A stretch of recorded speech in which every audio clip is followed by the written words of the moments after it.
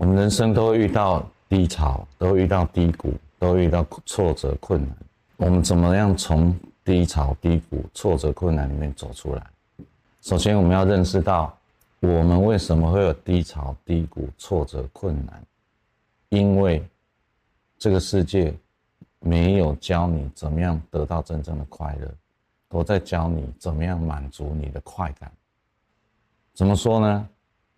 你爸爸妈妈要你读好学校，有好工作，开始有稳定的生活，这是生存的必须。但这个生存必须，他没有教你作为一个人能够怎么样得到快乐。我们学校都没有教啊。它是一个生存的恐惧的反应。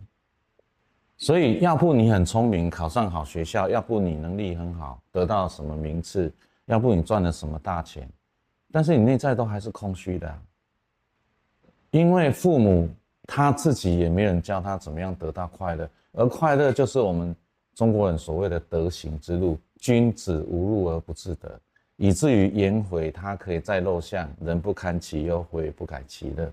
他什么都没有，但是他已经在天堂了。没人教这个，而这个就是我们文化要传下来的东西，孔颜乐处。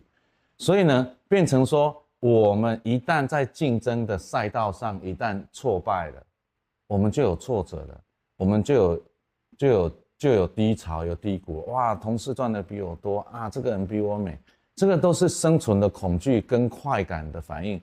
各位要知道，快感的背后就是恐惧。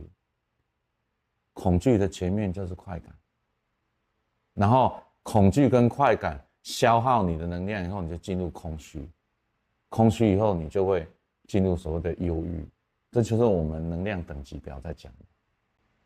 所以很多人为什么我们在探讨这两个新闻事件的时候，其实我们要探讨就是没有人真正的在教怎么样能够君子无路而不自得的这一条德行之路。以至于我们在被父母的所谓生存恐惧，你要这个有好的工作、好的学历，然后呢，一定要限制在婚姻的关系里互相折磨，一定要满足什么人生目标，在童年以后就踏上了社会层层给你的错误的一个系统的安排。你已经忘掉童年的时候你是怎么快乐的。童年的时候你把那个泥球这个捏的又硬，然后垫来垫去啊，灌大高灌蟋蟀啊，那个雕的一个草，躺着看天空。因为快乐就是这么简单。但是我们因为被社会层层的裹挟，变成你要成为一个工具，变成你要成为一个社会体制里面的螺丝钉，那人怎么会不挫败呢？一定会挫败啊，因为总有能力比你好的人。你不要讲啊，连天才也会挫败，天才还遇到更好的天才，更厉害的天才，哪一个人不会挫败？你从才能切入的话，是不归路啊，一山还有一山高。你不要说男人哇，这个比谁钱多，比什么车豪车多，豪宅怎么样？女人也在竞争啊，年轻漂亮美丽啊，哇，那些化妆啊、行头啊，什么什么，那个也是炮弹，也是竞争啊。那人没有办法脱离竞争这一件事，那势必就有挫败跟低潮，因为他已经不懂得怎么样让自己可以快乐，而快乐很简单。你就是进入感动，完成感动而已。所以人在这个低潮低谷底下，他去依附了一个宫庙，或去依附了一个身心灵机构，他就在这边截胡。截什么胡？你人生最低潮的时候，我在用你的恐惧操控你，榨干你，利用你。这两个新闻事件呢，最倒霉的就是落入这种套，这种陷阱。他先跟你讲啊，你前世怎么样冤亲债主啊，你就是业障很深，所以呢，他开始产生一套说，你要开始放弃你的头脑，我是权威的存在，你不要怀疑，你跟我的话做就对了。一个真正的老师从来不会做这种事情。王老师曾经跟我讲，当初如果我要你做什么，你都会做，但是我没有，因为那时候我就把他当神一样。一个老师忍得住，虽然我知道这个学生信我信到底，但我不会干涉他的自主权 autonomy。我会跟你讲，你要这样做，你做不做你家的事嘛，对不对？那好的老师里面一定有好的良师益友。我们易经的历卦里面有一爻啊，就是什么？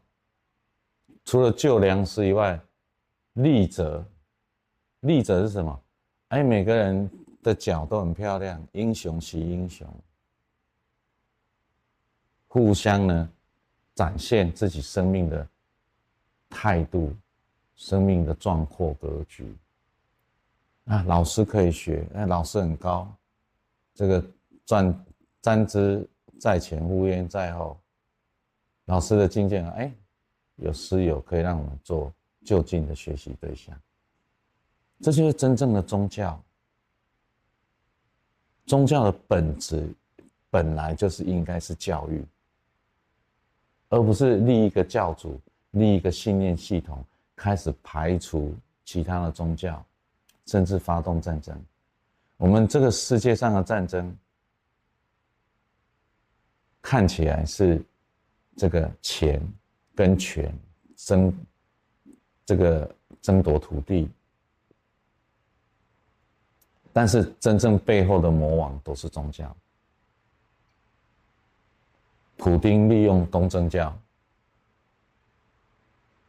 所有的征战的借口就是我这个民族的神比你们都好，异教徒要下地狱，不信教的要拿弯刀把他给嘎了，这都是地球上的乱源。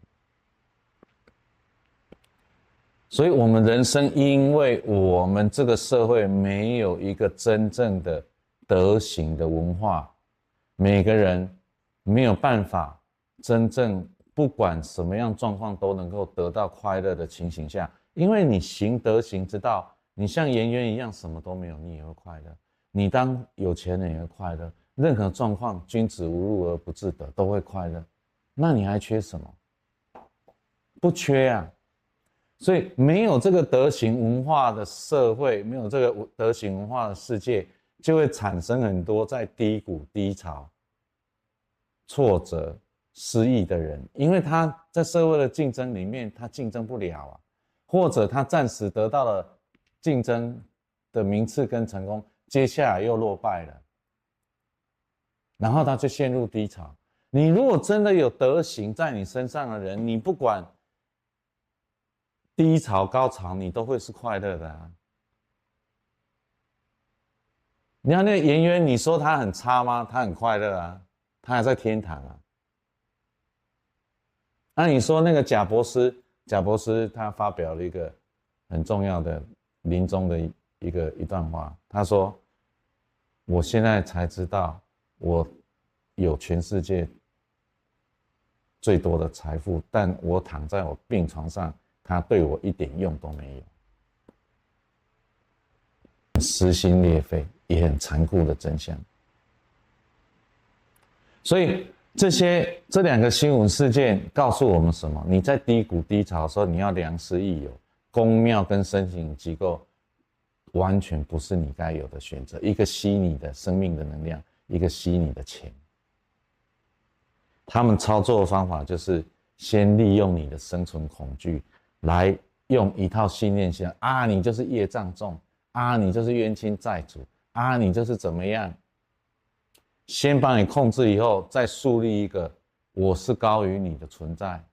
各位真的要小心一件事，所有通灵的人都是正在操作这件事的人。哎呀，我通什么灵？这个灵啊，王母娘娘就是那个把那个林先生打到死人，他说他是王母娘娘通灵的人，通什么灵啊？我讲的就是王母娘娘的圣旨，你通什么灵？我们台湾还有最好笑的，有一个团体，我现在是蒋中正，我现在是释迦牟尼佛啊，我现在通灵啊，开始跟他讲有没有的。我黄某人黄鼎英在这里讲，我反对所有的通灵。中庸讲至诚如神，你一个人真诚到饱满到一个地步，如神，你对过去、现在、未来已经不是线性的存在，他可以跟你讲，哎呦，你接下来会讲什么，发生什么，你要听吗？至诚如神，这个叫灵通，而不是通灵。你通什么灵？你讲王母娘娘会不会是什么哪一个鬼？我怎么知道你通的是王母娘娘还是某个鬼？再加上现在很多的宫庙都是搞钱、吸能，这是典型神棍。我跟各位讲，我不能讲100%，99.9%通灵宫庙，然后呢，把自己封为某一个人的代言人，那跟基督教的教会没什么两样。基督是爱，教会呢就是利用耶稣基督的一个邪恶组织，宫庙也一样，只有灵通没有通灵。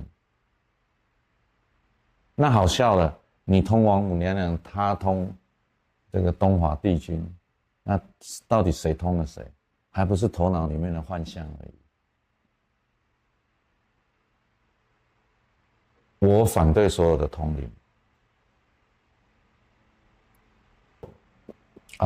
王凤仪言行录清末民初的一个，它叫结扎。什么叫结扎？你的精神到了那里，你会跟古人相应。这是文天祥的典型在树习，古道照颜色。你跟他的精神合而为一，这不是通灵啊，因为你的精神跟他相应。王凤仪说：“哎呀，我在通谁呀？通谁？通个屁！”这就是什么？假借某一种他构建出来的虚假的一个权威，用来宰制你的方法。所以各位要对所有的宫庙、所有的身心灵结构、所有的通灵构建的团体，要避而远之。你生下来有任何宗教吗？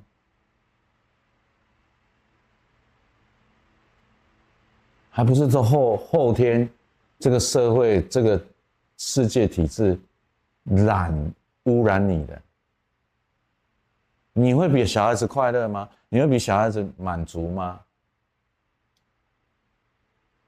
所以我们人类社会就是用宗教、用这个社会体制，一步一步把你当成牛马，当成了那个像那个熊胆，东北那些熊，哇，那个从一个管子抽那个熊胆汁，宫庙吸你的生命的能量，身心灵结构吸你的钱，这都是邪恶的吸血鬼组织。所以有我们56岁的代叔去跳楼，有我们30岁的林牙医去被虐待到死。我无意挑起跟任何宫庙跟身心灵组织的对抗，我只是讲出真相而已。这个问题不是在台湾而已，全世界都很严重。因为我们的文化里面，为什么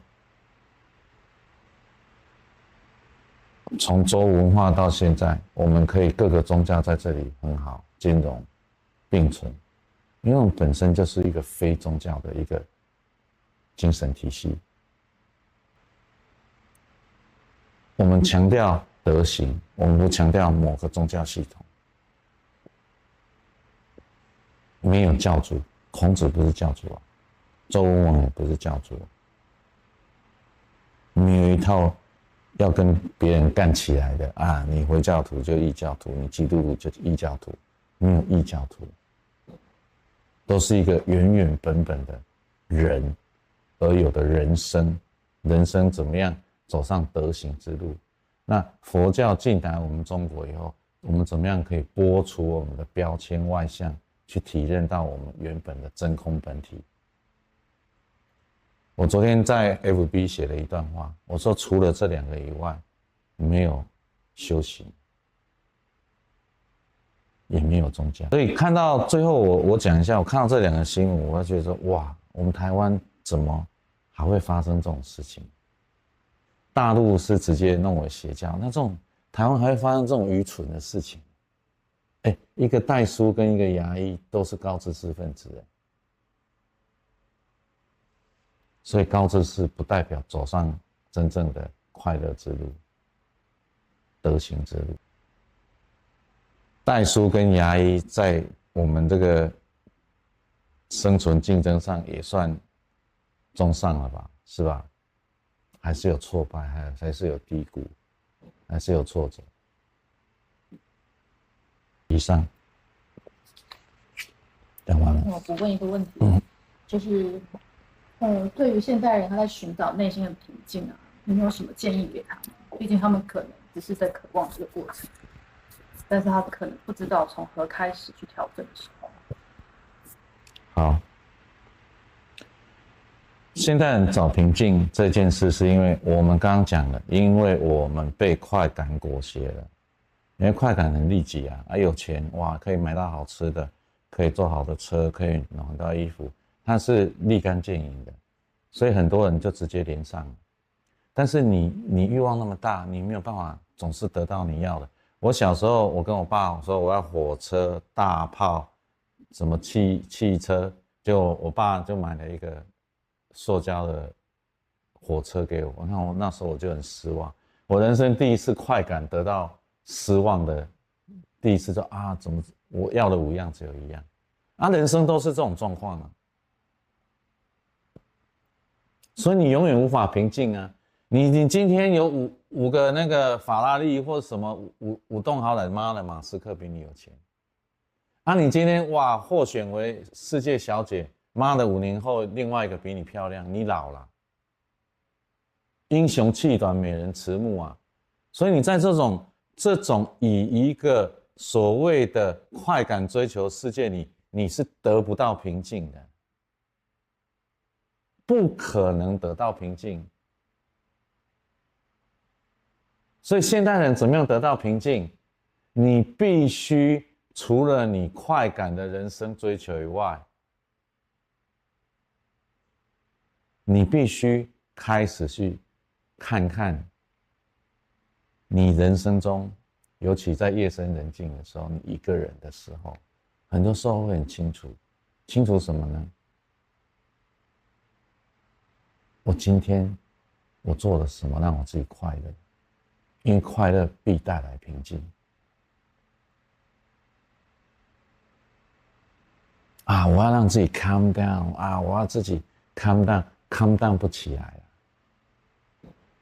因为你快乐自然会平静。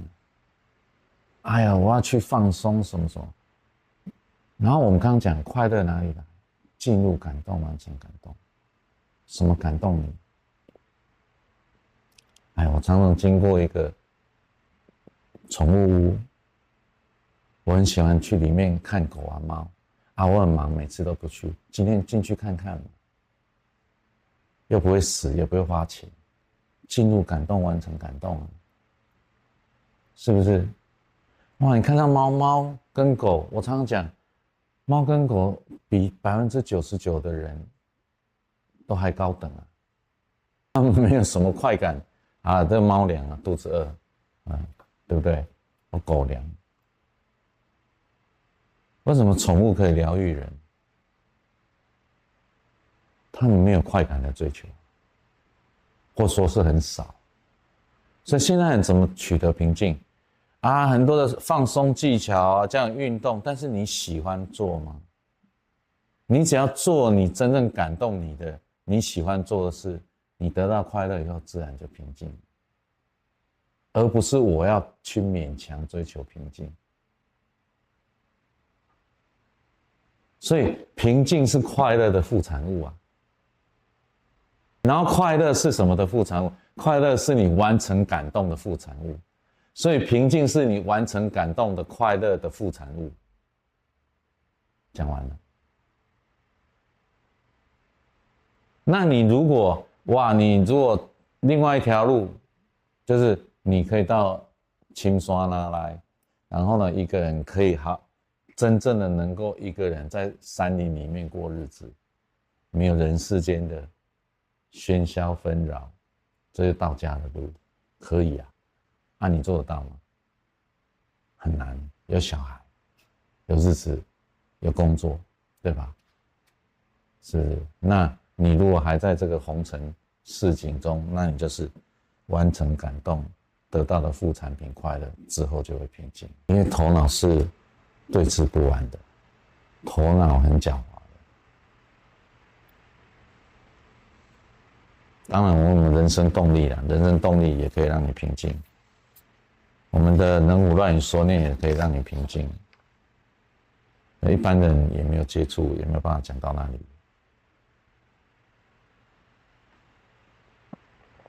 还有问题吗？还有，如果有一些人他的快乐就来自于快感，快乐跟快感，它不是截然二分的，有的事情它是合在一起的。例如说，男女之间，如果伴侣之间有爱的时候，它就是快感，兼快乐一起。但是大部分是分开的，要不快感，要不快乐。有一些事情在爱中也是会有快感的，但是那个快感它不是一定在那里的，所以那个快感跟快乐重叠的项目在人生中真的不多。反而快乐反而是我愿意抛弃我的快感的时候，反而会有。例如说我捐钱，像我们现在产子超人啊，你说他们是为快感去的吗？不是啊，哇，那边流血流汗，哇，扎了还会败血症，还会死人呢，让他快乐，对吧？我今天在上厕所特别有感觉，孔子讲一日克己复礼，天下归仁矣。克己是什么？进入感动。复礼是什么？完成感动。你怎么样进入感动？我要克制我自己的欲望，愿意进入感动。克制我的所有情绪，愿意进入感动。什么叫复礼？把这件事完成以后，原原本本的是大自然、人间的秩序，我一点都不归功给我自己，不是复礼吗？所以一日克己复礼，天下归仁矣。我的用黄庭英的话，元人太通的话，就你一天里面进入感动，完成感动，天下归仁矣。是不是？你怎么样感动在哪里？为什么你会迟疑？哎呀，我这样会不会人家说我这个沽名钓誉啊？哎呀，我这样会不会怎么样啊？很多顾虑对吧？所以你没有克己啊，克己以后就直接跳进感动了，完成它，就克己复礼。但我想表达是说，比如说。可是现在很多人假设他可能长期就是手机上瘾了。举个例子，可能是我这边的亲人好了，他的长期就是喜欢购物这件事情。他透过购物，他觉得他有快乐，但其实他旁边的人看会觉得他在逃避，就是他在逃避面对他自己的过程，所以他一直周而复始，就每天以后他就是想买东西，想干嘛，然后完全静不下来，就很难去体会说为什么他无法静下来这件事情。对，所以我才会想问，刚才问说。会不会他的快感就是他的快乐，所以他才会一直去在这个里面一直很用力。对，我们在这里一定要把快感跟快乐定义得非常清楚。快感是一种神经的刺激，这个神经的刺激会引发放电的现象。例如 shopping 的时候，例如说看手机的时候，它事实上是一个能量的丢。往外丢，这个能量往外丢，它瞬间放电，所以叫快感。这个一般叫做多巴胺。那什么是快乐？就是血清素跟脑内啡 ，endorphin 跟 serotonin 可以粗略这样分。像安非他命就是刺激多巴胺的分泌，大量的多巴胺分泌，快感啊，那3天3夜很亢奋。接下来就是预期了，因为放电完了嘛。所以快感跟快乐要区分，这第一点。第二点，少去看别人的问题，多看自己的问题。他是他的人生，干你屁事啊！他爽就好。你知道人最大的问题是什么？他觉得你有问题，你觉得他有问题。很多夫妻几十年就活在这种互相的纠缠里，一天到晚在看对方的问题，那你怎么不看看自己的问题？都是我爸爸妈妈很怎么样？你自己嘞？我儿子女儿怎么样？你自己嘞？你把自己过得怎么样？就子贡有一天在子贡方人就是拿尺去量别人你方不方正不正？孔子讲我才没有那种闲工夫嘞，对不对？你管人家快乐还是快感？你自己有没有快乐？你还是在快感的丢失里面，进入爽跟空虚，又爽又更空虚，然后随着生命的这样递延下去的时候，结果生命能量越来越低，爽的机会也不多了，那就进入到最后空虚的老人痴呆。教育你要改变一个人，最好的方式先改变自己。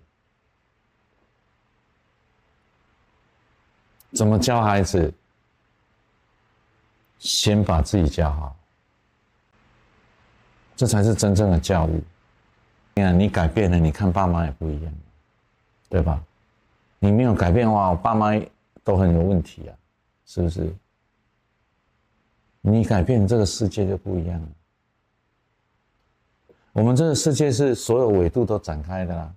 我们升维法是什么？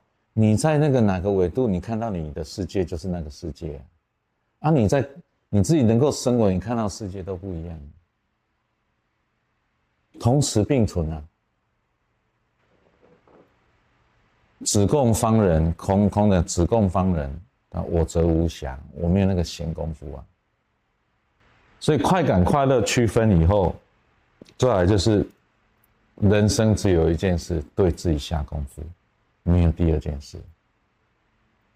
再怎么亲的人也是一样，你不对自己下功夫，你不改变你的纬度，那就是纠缠啊，绑在一起抓对厮杀，你错我错，你对我对啊，两个人互相在那里监视对方，这种日子还能过吗？所以我常讲放生什么？放生你身边所有的人，把能量、注意力回到自己身上。过得好跟谁有关呢？还不是你自己对待自己的方式，对不对？你还期待别人怎么对你？所以你能够练成这种只在自己身上下功夫的神功，那你就无往不利了。那你要处处要别人改，那你就处处受阻了。怎么样无往不利？人家看到你至少不会对我指指点点，也不会对我怎么样，对不对？